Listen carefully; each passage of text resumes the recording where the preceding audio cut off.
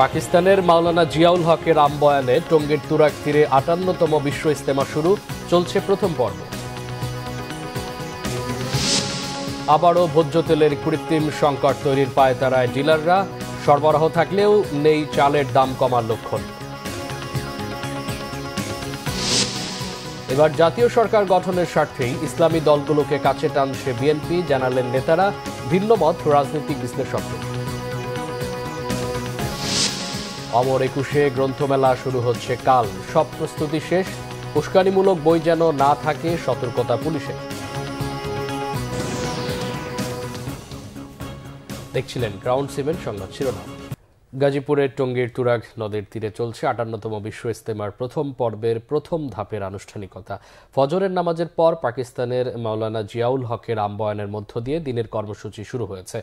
আলেমদের বয়ান শোনা আর ইবাদত বন্দেগীতে মশগুল রয়েছেন মুসল্লিরা। ইজতেমা ময়দানে জুমার নামাজে ইমামতি করবেন কাকরাইল মসজিদের ইমাম মাওলানা মোহাম্মদ জুবায়ের। তাবলিগ জামাতের সদস্যদের পাশাপাশি সর্বস্তরের মানুষ জুমার নামাজে অংশ নিয়েছেন। গাজীপুর থেকে আমির হোসেন রিয়ালের ক্যামেরায় মীর মোহাম্মদ ফারুকের রিপোর্ট।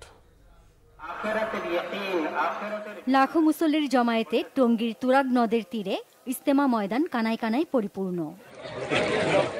পূর্ব ঘোষিত সময়ের ১২ ঘণ্টা আগে গত রাতে বাদ মাগরিব ভারতের মাওলানা ইব্রাহিম দেওলার আমবয়ানের মধ্য দিয়ে শুরু হয়েছে প্রথম পর্বের বিশ্ব ইজতেমার প্রথম ধাপ।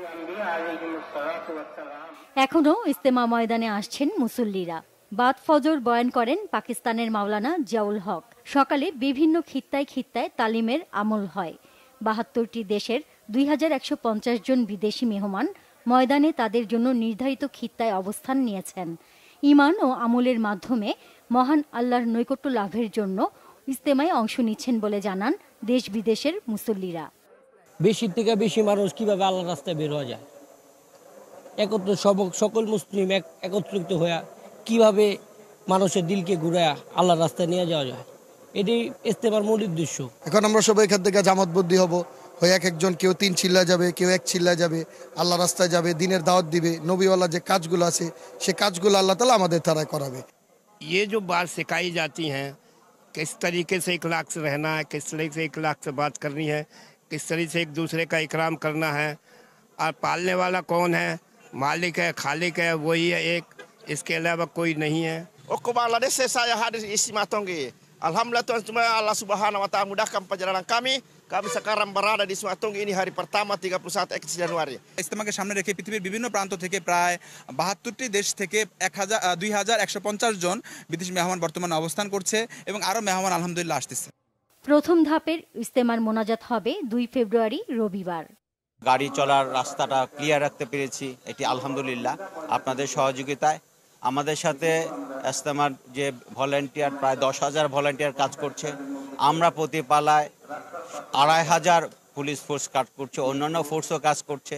সব মিলে সার্বিক নিরাপত্তায় আমরা সন্তুষ্ট এবং ভালো নিরাপদ আছে। ইনশাল্লাহ আমরা এই নিরাপত্তা দিয়ে যাব। ৮ দিন বিরতি দিয়ে ১৪ ফেব্রুয়ারি তৃতীয় ধাপের বিশ্ব ইজতেমার আয়োজন করবে দিল্লির মাওলানা সাদ কান্ধলভির অনুসারীরা। ১৬ ফেব্রুয়ারি রবিবার আখেরি মোনাজাতের মধ্য দিয়ে শেষ হবে ২০২৫ সালের বিশ্ব ইজতেমা। পরে ১৮ ফেব্রুয়ারি বাদ মাগরিব প্রশাসনের নিকট ময়দান বুঝিয়ে দেবেন সাদ অনুসারীরা। Bangla vision news desk. দর্শক, ইজতেমার খবর সংগ্রহে রয়েছেন সহকর্মী ফজলে রাব্বি। সরাসরি চলে যাচ্ছি তার কাছে। রাব্বি, ইজতেমা ময়দানের এখনকার চিত্র কেমন দেখছেন আমাদেরকে জানাবেন। জুমার নামাজে মুসল্লিদের অংশগ্রহণ কেমন ছিল? জি মামুন, ধন্যবাদ। আপনি জানেন যে আজ কিন্তু বিশ্ব ইজতেমার প্রথম দিন। এই প্রথম দিন উপলক্ষে কিন্তু আসলে যেহেতু জুম্মার দিন, এই জন্য আসলে মুসলিম সমাগম এবং যে মুসল্লিরা এখানে কিন্তু আসলে ব্যাপক সমাগম জড়ো হয়েছে। আমার পেছন সাইডটাই দেখতে পাচ্ছেন টঙ্গীর তুরাগ নদীর তীরে আসলে মুসল্লিদের কিন্তু আসলে ব্যাপক সমাগম হয়েছে এবং লক্ষ লক্ষ মুসলিম সমাগম এখানে আসলে জড়ো হয়েছে। এবং যেহেতু ইজতেমার প্রথম দিন উপলক্ষে এখানে ব্যাপক মানুষের সমাগম হয়েছে। এবং আরেকটা দিন নামাজের মধ্য দিয়ে, এবং এই মুসল্লিরা কিন্তু, আমি কয়েকজন মুসল্লিদের সাথে কথা বলেছি, তারা যেমনটা জানিয়েছে যে তারা কিন্তু আসলে এই যে বিশ্ব শান্তি প্রতিষ্ঠা এবং মুসলমানরা যে সারা পৃথিবীর মুসলমানের নির্যাতিত পৃথিবীর অনেক বহু দেশগুলোতে, এই দেশগুলোতে মুসলমানদের মধ্যে যেন ঐক্য এবং সংহতি যেন ঠিক থাকে, এবং সেই দোয়া কিন্তু আসলে সবাই জানাচ্ছে। এবং আজকের কিন্তু এই বিশ্ব ইজতেমার প্রথম দিনের জুম্মার ইমাম ছিল হচ্ছে বাংলাদেশে যিনি মাওলানা জুবায়ের হোসেন, তিনি কিন্তু তার নেতৃত্বে কিন্তু আসলে নামাজ সম্পন্ন হয়েছে জুম্মার নামাজ। এখন কিন্তু আসলে যে ইজতেমার যে মূল ময়দান সেখান থেকে কিন্তু আসলে মুসল্লিরা বের হচ্ছে এবং দেখতে পাচ্ছেন যে মানুষের কিন্তু ব্যাপক সমাগম হয়েছে এখানে। এবং আইন শৃঙ্খলা বাহিনীর সাথে আমাদের দুপুর 12টার দিকে কিন্তু তারা ব্রিফ করছে। তারা জানিয়েছে যে আসলে এখানে আইন শৃঙ্খলা বাহিনী, র্যাব, পুলিশ সহ সেনাবাহিনীর টহল অভিযান সহ বিভিন্ন বাহিনীর কিন্তু আসলে ব্যাপক তৎপরতা আছে, যে অনাকাঙ্ক্ষিত যে ঘটনাগুলো অতীতে ঘটেছে এই ধরনের অনাকাঙ্ক্ষিত ঘটনা যেন পুনরাবৃত্তি না হয় সেজন্য কিন্তু আইন শৃঙ্খলা বাহিনী কাজ করছে। তো এই ছিল একটা বিষয়। আর যে বিষয়টা সবচেয়ে গুরুত্বপূর্ণ, যে কিছুদিন আগে আমরা দেখতে পাচ্ছি যে জুবাইরপন্থী এবং সাতপন্থীদের মধ্যে একটা ব্যাপক সংঘর্ষ হয় এই ইজতেমাকে কেন্দ্র করে। এই জিনিসটা আসলে সব মুসলিমদের কণ্ঠে একই কথা শুনতে পেলাম, যে তারা আসলে সবার সাথে সংহতি চায় এবং সুসম্পর্ক বজায় রেখে একটি বাংলাদেশ, সুন্দর বাংলাদেশ প্রতিষ্ঠার জন্য আসলে তারা কাজ করতে চায়। এজন্য সকল মুসলমানদের আসলে এক থাকার কথা বলছে। এখানে যত মুসল্লি উপস্থিত হয়েছে সবার কণ্ঠে একই কণ্ঠ ঝরল। তো এই ছিল মোটামুটি আমার কাছে টঙ্গীর বিশ্ব ইজতেমা থেকে সর্বশেষ অবস্থা। রাব্বি, আপনাকে অসংখ্য ধন্যবাদ। ডিলাররা আবারও ভোজ্য তেলের কৃত্রিম সংকট তৈরির পায়তারা করছেন, অভিযোগ খুচরা বিক্রেতাদের। ডিলাররা চাহিদার তুলনায় তেল কম সরবরাহ করছেন বলে জানান বিক্রেতারা। সরবরাহ ঠিক থাকলেও দাম কমার আভাস নেই চালের বাজারে। কমেনি মাছের দামও, স্বস্তি কেবল সবজির দামে। দাম কেমন? মানুষের অন্যতম নিত্যপণ্য ভোজ্য তেল নিয়ে আবার সংকটের আভাস। চাহিদা মতো সরবরাহ পাচ্ছেন না বিক্রেতারা। দাম বেড়েছে কিছু মশলারও। এখনও বেশি দামেই বিক্রি হচ্ছে 28 মিনিকেট ও নাজিরশাইল চাল। বৈশাখের আগে কমার কোনো সুখবর নেই বিক্রেতাদের কাছে। বাজার মনিটরিং নাই, যার কারণে এই প্রবলেমটা হচ্ছে। যদি মেল মালিকদের প্রতি একটা এই আমাদের যারা আছে তারা যদি দেখতো তাহলে হয়তো আর কি বিষয়গুলো দাম আর একটু কমে আসতো। না, অ্যাভেলেবেল নাই। ওই তীর আনে এক কারণ, এক দোকানে এক কারণ নেই, অথবা দোকান দেয় তীর ন্যায্য মূল্য দাম রায়, তীর বেমিল করে না। ফ্রেশ রূপচাঁদ এগুলো বেমিল করে। কিনতে গেলে একটু হিমশে খেতে হয়, আমরা এটা কিনবো কি কিনবো না। গত সপ্তাহের তুলনায় মাছের দাম কেজিতে 1 থেকে 150 টাকা কমেছে বলে দাবি বিক্রেতাদের। তবে তা মানতে নারাজ ক্রেতারা। কমছে কেজিতে 100-150 টাকা কমছে, কিন্তু বেচা কিনে তো নাই, অনেক কম। না, দাম কমে নাই, এটা ভুল বলতেছে। দাম অনেক মাছের বেশি মনে হচ্ছে। বাজারে শীতকালীন সবজির বেশ আমদানি, দামও তুলনামূলক কম। বেশিরভাগ সবজির দামই কমেছে কেজিতে 10 থেকে 15 টাকা। প্রতি পিস ফুলকপি 15 টাকা এবং পাতাকপি বিক্রি হচ্ছে 20 থেকে 25 টাকায়। মূলা আজকে কেজি 20 টাকা বিক্রি করতে আসি। শসা আগে 50 টাকা 60 টাকা ছিল, 40 টাকা বিক্রি করতে আসি। টমেটো কেজি ছিল 40 টাকা, আজকে 25 টাকা কেজি বিক্রি করতে আসি। সিম 20 টাকা কেজি, গত সপ্তাহে ছিল 30 টাকা কেজি। মানে আগের থেকে একটু রেট কম, গত সপ্তাহ থেকে আজকে একটু রেট কম। বাজার আমি পাঠাই দিছি। এখন বাজারে সবজির দাম অপেক্ষাকৃত কম আছে আগের তুলনায়। দাম এটা কাঁচামাল, কখনো বাড়ে কখনো কমে, এই সিস্টেম। কাঁচামাল তো কখনো দেখা গেছে কমে যায়, কখনো আবার বাড়ে। কেজিতে 10 টাকা কমে ব্রয়লার মুরগি বিক্রি হচ্ছে 190 টাকা এবং সোনালীর কেজি 320 টাকা। মামুন আব্দুল্লাহ, বাংলা ভিশন, ঢাকা। শুধু বিএনপি নয়, অতীতে সব দলই ইসলামী দলগুলোর সাথে জোটবদ্ধ হয়ে নির্বাচন করেছে দাবি করে জাতীয়তাবাদী দল বিএনপির নীতি নির্ধারকরা বলছেন, জাতীয় সরকার গঠনের স্বার্থেই ইসলামী দলগুলোকে কাছে টানছে বিএনপি। তবে নির্বাচনের মাঠে ইসলামী দলগুলোর কদর নিয়ে মিশ্র প্রতিক্রিয়া রাজনৈতিক বিশ্লেষকদের। তারা বলছেন, নির্বাচনে আসন ভাগাভাগি করলেও নিজেদের শক্তি বাড়ানোই প্রধান দলগুলোর মূল লক্ষ্য। এতে দলীয় স্বকীয়তার উপর নেতিবাচক প্রভাব পড়তে পারে বলেও মনে করছেন তারা। ওবায়দুল্লাহ মামুনের প্রতিবেদন। ত্রয়োদশ জাতীয় সংসদ নির্বাচনের দিন তারিখ এখনও ঠিক না হলেও নির্বাচনের উত্তাপ ছড়িয়ে পড়ছে রাজনৈতিক দলগুলোর মধ্যে। মাঠের রাজনীতিতে সক্রিয় হয়ে উঠছে প্রধান দুই দল বিএনপি ও জামায়াত ইসলামী। নির্বাচনে নিজেদের পাল্লা ভারী করতে এরই মধ্যে বাম ও ছোট ছোট রাজনৈতিক দলগুলোর পাশাপাশি ইসলামী দলগুলোকে কাছে টানছে বিএনপি ও জামায়াত। সম্প্রতি ইসলামী আন্দোলনের আমিরের সাথে দেখা করেন জামায়াত ইসলামীর আমির ডক্টর শফিকুর রহমান। তারপরে বিএনপি মহাসচিবও বৈঠক করেন ইসলামী আন্দোলনের আমিরের সাথে। বিএনপি বলছে সমমনা দলগুলির অংশগ্রহণে জাতীয় সরকার গঠন করতেই বাম ও ইসলামী দলগুলির সঙ্গে বৈঠক করছেন তারা।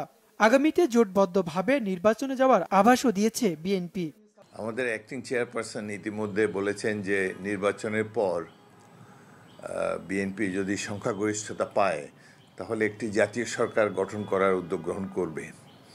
এই হিসাবে ইসলামিক দল, বামপন্থী দল, সকল মতাদর্শের রাজনৈতিক দলকে ঐক্যবদ্ধ করে একটি সমমনা দলের সরকার গঠন করার জন্য বিএনপি উদ্যোগ গ্রহণ করবে।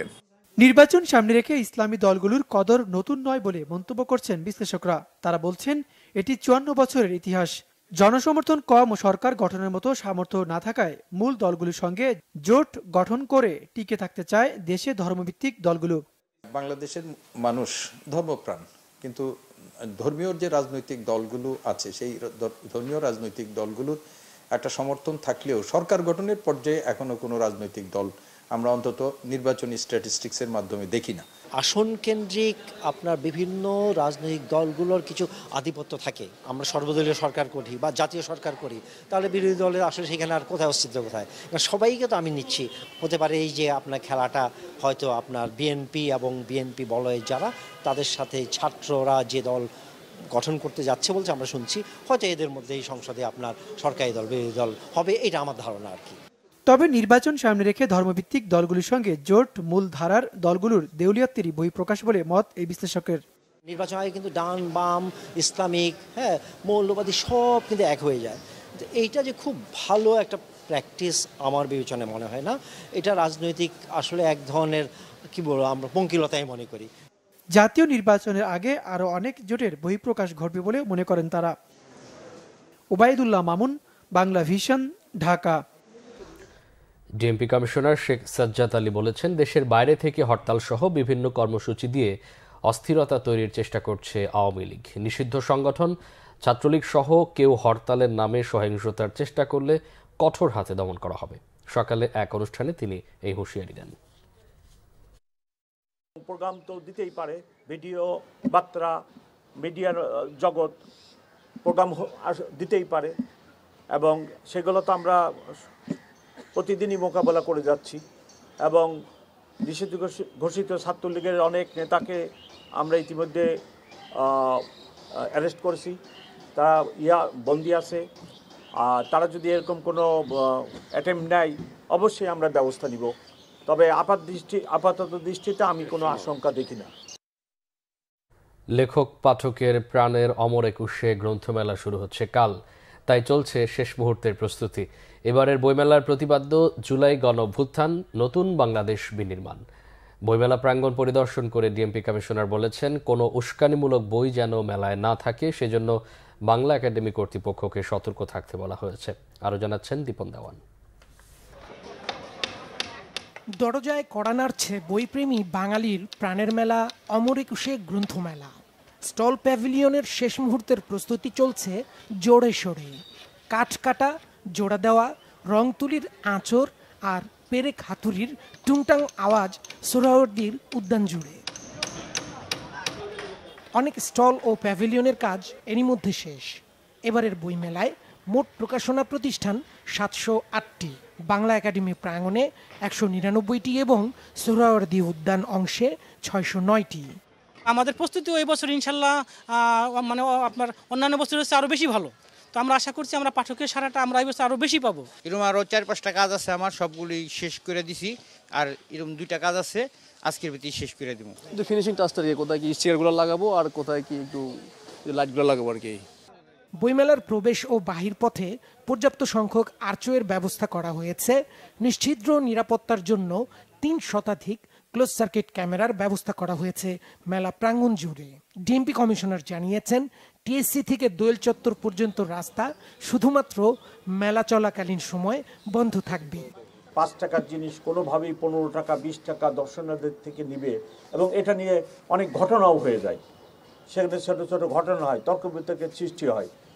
আমি আমার কলিগদেরকেও রিকোয়েস্ট করতেছি এবং যারা অন্য ডিপার্টমেন্ট আছে তার জন্য এদিকে খেয়াল রাখে। কোনো বইয়ের ভিতরে এই উস্কানিমূলক কথা লেখা আছে, এটার জন্য ওনারা স্ক্যানিং করে ভেটিং করে স্টলে উপস্থাপন করেন। আমি আশা করি ওনারা ওনাদের দায়িত্বটা সঠিকভাবে পালন করবেন। 1 থেকে 28 ফেব্রুয়ারি পর্যন্ত ছুটির দিন ছাড়া প্রতিদিন বেলা 3টা থেকে রাত 9টা পর্যন্ত খোলা থাকবে বইমেলা। দীপন দেওয়ান, বাংলা ভিশন, ঢাকা। তিতুমির কলেজকে বিশ্ববিদ্যালয় করা সহ 7 দফা দাবিতে অনশন কর্মসূচি চালিয়ে যাচ্ছেন শিক্ষার্থীরা। রাতে শিক্ষা মন্ত্রণালয়ের প্রতিনিধি শিক্ষার্থীদের সাথে কথা বললেও কর্মসূচি চালিয়ে যাচ্ছেন তারা। যানবাহন চলাচলের জন্য ভোর থেকে কয়েক ঘন্টার জন্য সড়ক ছেড়ে দেন তারা। সকাল থেকে তিতুমির কলেজের মূল ফটকের সামনে তারা অবস্থান নিয়েছেন, সেখানেই অনশন করছেন শিক্ষার্থীরা। এর আগে গেল রাতে সড়কেই অবস্থান করছিল তিতুমির কলেজের শিক্ষার্থীরা। সারা রাত রাস্তায় কাটানো শিক্ষার্থীরা জানান তাদের যৌক্তিক দাবি পূরণ না হওয়া পর্যন্ত কর্মসূচি চলবে। আন্দোলনকারী ছাত্ররা জানিয়েছেন 7 কলেজের মধ্যে তিতুমির কলেজের শিক্ষার্থী বেশি। এই কলেজে এইচএসসি নেই। 1997 সালে বিশ্ববিদ্যালয় করার আলোচনা হয়, কিন্তু বিভিন্ন সময় সরকারের পক্ষ থেকে আশ্বাস দেওয়া হলেও স্বতন্ত্র বিশ্ববিদ্যালয় বিষয়ে কার্যকর কোনো পদক্ষেপ নেওয়া হয়নি। তাই এবার 7 দফা দাবিতে লাগাতার কর্মসূচির ঘোষণা দিয়েছেন তারা। যে কেউ তার দাবিটা জানাতে পারে, আপনারা সেটা বিবেচনা করবেন। এখন অন্য কেউ দাবি জানাবে এই ভয়ে যে এইটার সাথে বৈষম্য করবে, এটা হতে পারে না। তিতুমির বিশ্ববিদ্যালয় হওয়ার যৌক্তিকতা রাখে সম্পূর্ণ দেখানো হয়েছে আপনাদেরকে। আমাদের মেসেজটা যে আমরা তিতুমির ইউনিভার্সিটি যদি আমরা এই মেসেজটা পেয়ে যাই অফিসিয়াল প্রসিজার মেনটেন করে, then we can proceed the next. আমরা কি করব না করব আমরা ওটা বলে দিব আর কি। সড়ক দুর্ঘটনায় রংপুরে 5 জন, কুষ্টিয়ায় 2 ও ময়মনসিংহে 2 জন নিহত হয়েছেন। সকালে রংপুরের সাতমাথা নবদিগঞ্জ বাজারে ঢাকাগামী পাভেল এক্সপ্রেসের সাথে একটি 3 হুইলারের মুখোমুখি সংঘর্ষ হয়। এতে ঘটনাস্থলে 3 হুইলারের 3 যাত্রী নিহত হন। এছাড়া রংপুর ঢাকা মহাসড়কের বড় দরগা বাজারে 2 বাসের ধাক্কায় নিহত হন একজন। দুর্ঘটনায় অন্তত 10 জন আহত হয়েছেন। অন্যদিকে বদরগঞ্জ সড়কে নজিরের হাট এলাকায় বাসের ধাক্কায় এক পথচারী মৃত্যু হয়েছে। এদিকে সকাল 9টায় কুষ্টিয়ার মিরপুরে ট্রাক চাপায় সিএনজির 2 যাত্রী নিহত হয়েছে। আহত 3 জনকে হাসপাতালে ভর্তি করা হয়েছে। এছাড়া ময়মনসিংহের দিকারকান্দা এলাকায় মোটরসাইকেল নিয়ন্ত্রণ হারিয়ে মৃত্যু হয়েছে 2 বন্ধু আবির ও মেহেদির। সংবাদ শেষ করব ক্রাউন সিমেন্ট শিরোনামগুলো আরেকবার জানিয়ে। পাকিস্তানের মাওলানা জিয়াউল হকের আমবয়ানে টঙ্গীর তুরাগ তীরে 58তম বিশ্ব ইজতেমা শুরু, চলছে প্রথম পর্ব। আবারও ভোজ্য তেলের কৃত্রিম সংকট তৈরির পায়তারায় ডিলাররা, সরবরাহ থাকলেও নেই চালের দাম কমার লক্ষণ। এবার জাতীয় সরকার গঠনের স্বার্থে ইসলামী দলগুলোকে কাছে টানছে বিএনপি, জানালেন নেতারা। ভিন্ন মত রাজনৈতিক বিশ্লেষকদের। অমর 21-এ গ্রন্থমেলা শুরু হচ্ছে কাল, সব প্রস্তুতি শেষ। উস্কানিমূলক বই যেন না থাকে, সতর্কতা পুলিশের।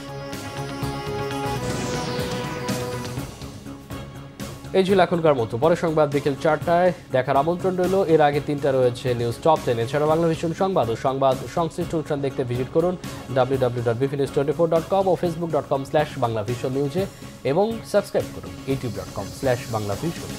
এতক্ষণ সাথে থাকায় অসংখ্য ধন্যবাদ।